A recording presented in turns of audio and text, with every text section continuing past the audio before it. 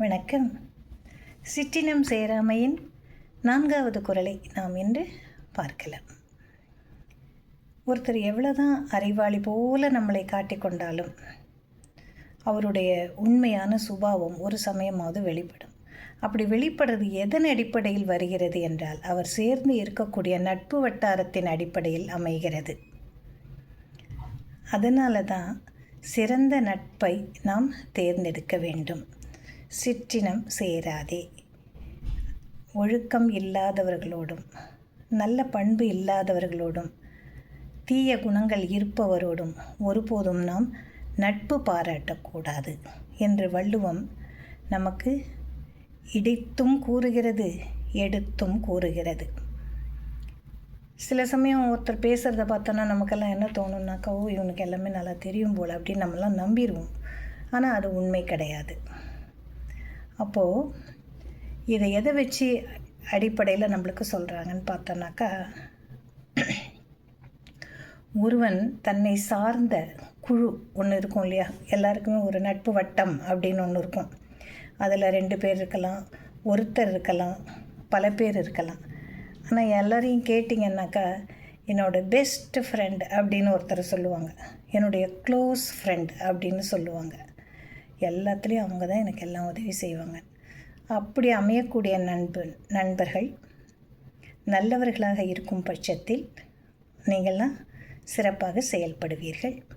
அது சரியாக இல்லை என்றால் நமக்கும் கேடு, அவர்களுக்கும் கேடு, சமுதாயத்திற்கும் கேடு. அப்போ எதை வச்சு நம்ம இதை எடை போடுறது அப்படின்னாக்கா, நீ சேரக்கூடிய இனத்தை பொறுத்து தான் உனக்கு அறிவு இருக்கும். இதுதான் வள்ளுவம் கூறுகிறது.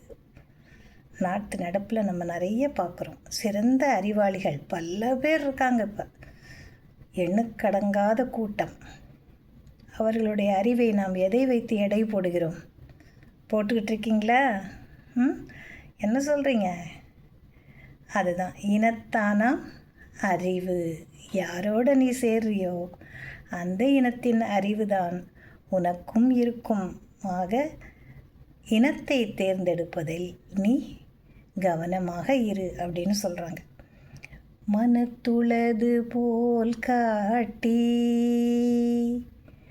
மனத்துளது போல் காட்டி, ஒருவர்க்கு இனத்துளதாகும் அறிவு, ஒருவர்க்கு இனத்துளதாகும் அறிவு.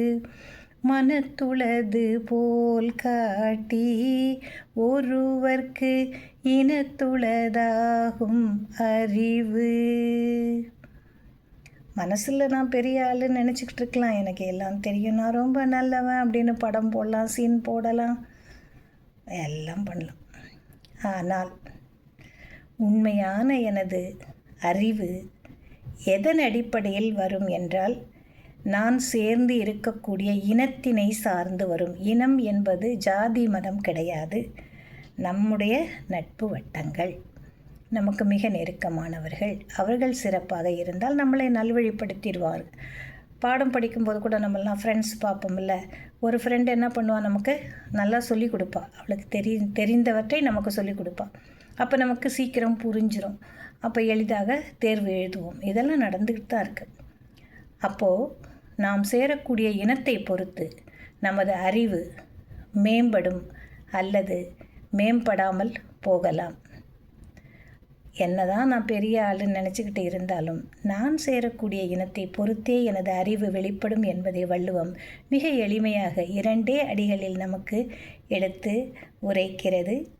அதனை நாம் கேட்டு அதன் வழி நடந்தால் வாழ்வில் சிறப்பை தவிர வேறு எதுவும் இல்லை என்று கூறி இன்று விடைபெறும் உங்கள் சகோதரி மணிமேகலை. நன்றி, வணக்கம்.